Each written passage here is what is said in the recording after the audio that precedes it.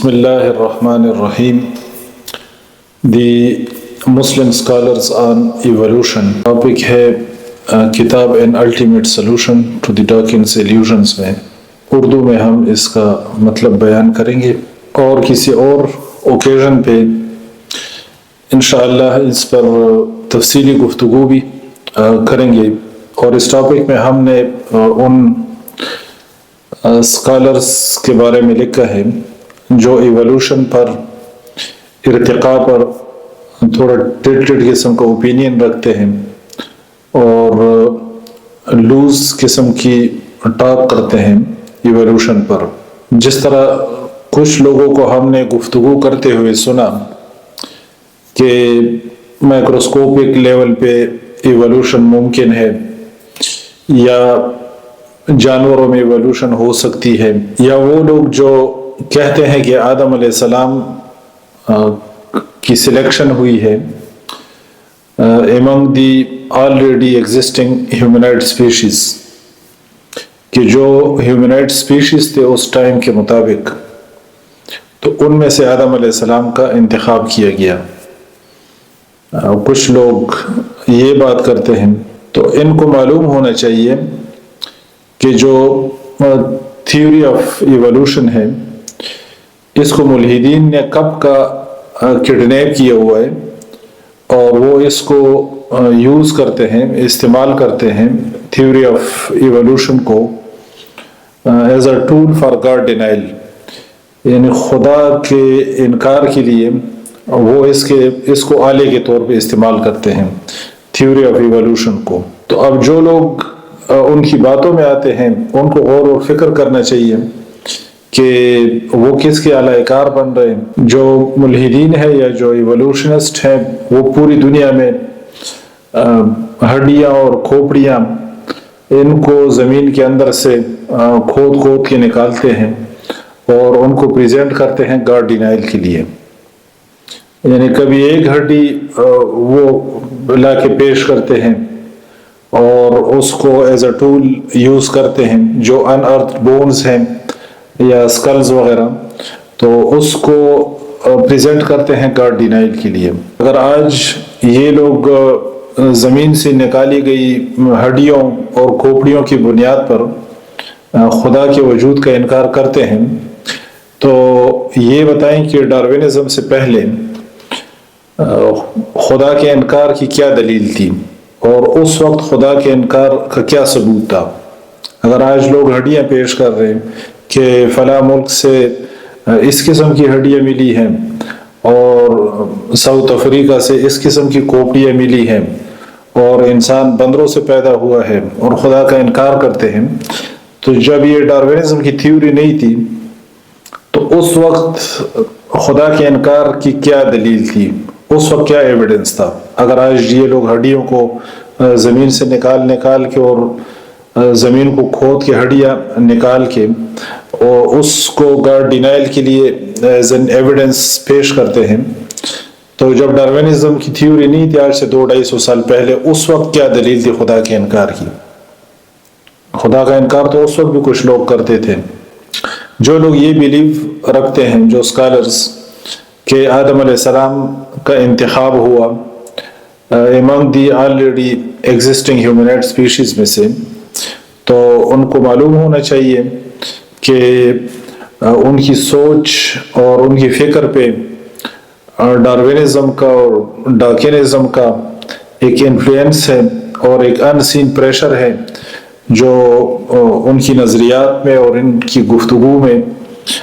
नज़र आता है। कुरान कहता है कि आदम को मिट्टी से पैदा किया गया और फिर उसके अंदर रूह फूंकी गई। इसी तरह कुरान ने आदम अलैहिस्सलाम की तख्लीक के जो मराहिल हैं उस पर हम गुफ्तगू पहले क्लिप्स में कर चुके हैं। वो कुरान ने सारे स्टेजेस बयान किए हुए हैं। यकीनन डार्विनिज्म का ये अनसीन प्रेशर ये आपको मजबूर कर रहा है कि आप इवोल्यूशन को तस्लीम करें, आप इवोल्यूशन को कबूल करें, उसको मानें। अलबत्ता आप उसको एक महज़ब और एक रिस्पेक्टेबल जामा पहनाने की जो है ना कोशिश कर रहे हैं, उसको ڈریس کر رہے ہیں ایک رسپیکٹیبل یونیفارم پہنا کے کہ آپ خدا کے وجود کا بھی اقرار کر رہے ہیں اور آدم علیہ السلام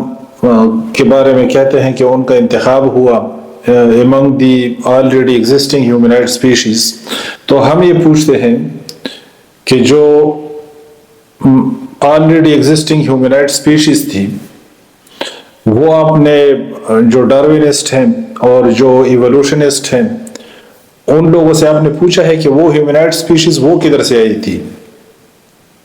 تو وہ تو ادھر ہی بندروں پہ جا کے آپ کو رکواتے ہیں نا، پھر آخر میں آپ کو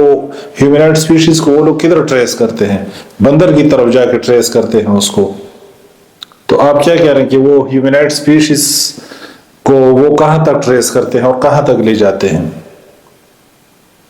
تو آپ صرف اتنا اس کو جامہ پہنا رہے ہیں کہ ہیومنائٹ سپیشیز میں سے آدم علیہ السلام کا انتخاب کیا گیا، تو آدھے آپ ادھر ہیں آدھے آپ ادھر ہیں کہ خدا کو آپ مان رہے ہیں لیکن آدم کی سلیکشن ہوئی among the ہیومنائٹ سپیشیز. تو پھر یہ ذرا پوچھے ایولوشنسٹ سے کہ جو ہیومنائٹ سپیشیز ہیں وہ کدھر سے آئے ہیں؟ تو وہ ادھر آپ کے ساتھ بریک تو نہیں لگائیں گے نا ہیومنائٹ سپیشیز پہ، یہاں پر آپ کے ساتھ رکیں گے تو نہیں، وہ تو آپ کو پھر لے جائیں گے بندروں کی طرف اور کیڑوں مکوڑوں کی طرف آپ کو لے جائیں گے کہ ادھر سے آپ کیڑوں مکوڑوں سے آئے ہیں. اس لیے تھیوری آف ایولیوشن کو بھی سمجھنا چاہیے اور جو ایولیوشنسٹ کا جو تھیم ہے اس کو بھی سمجھنا چاہیے اور جو ملحدین ہیں ان کو سمجھنا چاہیے، ان کی ٹرکس کو سمجھنا چاہیے کہ وہ آپ کو کدھر لے جا رہے ہیں اور ہم پہ کیا پریشر ہے جب اللہ کی کتاب موجود ہے اور اللہ کی کتاب نے یہ تخلیق کو بڑی وضاحت کے ساتھ بڑی تفصیل کے ساتھ ان چیزوں کو قرآن نے بیان کیا ہے اور آدم علیہ السلام کی تخلیق کے جو مراحل ہیں ان کو قرآن نے بیان کیا. جو لوگ قرآن کے اندر اس کے لیے آیات ڈھونڈتے ہیں، جس طرح چند ایک آیات قرآن پاک کی اس سلسلے میں لوگ بیان کرتے ہیں، تو ان سے ہم یہ پوچھتے ہیں کہ یہ بتائیں کہ ان آیات کا مطلب ڈاروینزم سے پہلے ان آیات کا کیا مطلب تھا؟ تو جب ڈاروین کی تھیوری آ گئی تو ڈاروینزم کے بعد ان آیات کا مطلب چینج ہو گیا. آپ لوگ کیا کہنا چاہتے ہیں؟ پہلی بات. دوسری بات یہ ہے کہ جو لوگ اس قسم کی باتوں کے لیے قرآنی آیات پیش کرتے ہیں کہ آدم کی سلیکشن ہوئی ہے among the humanoid species، تو جو قرآنی آیات اس کے لیے پیش کرتے ہیں یا ایک موقف دیتے ہیں اس بارے میں،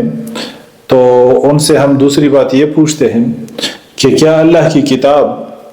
ڈاروین کی تھیوری کی تفسیر کے لیے نازل ہوئی تھی؟ اللہ نے کتاب نازل کی تھی کہ پھر ڈاروین آئے گا، وہ انسانوں کا منبع بتائے گا کہ یہ کن کیڑوں مکوڑوں سے پیدا ہوئے ہیں، تو قرآنی آیات اس کے لیے نازل ہوئی تھی کہ وہ ڈاروین کی تھیوری کو ایکسپلین کریں. تو اس لیے جب تک اس مسئلے کو آپ سمجھیں گے نہیں اور اس کی بنیاد میں جب نہیں جائیں گے کہ ڈاروین نے جو کچھ لکھا یا جو کچھ اس نے کہا وہ تو خود بھی کمپلیٹ نہیں ہے. تو ڈاروین نے تو خود کہا کہ جو کیمبرین ایکسپلوژن سے پہلے جتنے رچ فاسیلیفیرس ڈپازٹس ہونے چاہیے تھے وہ موجود نہیں ہیں اور وہ اس سے لاجواب ہیں. وہ کہتے ہیں کہ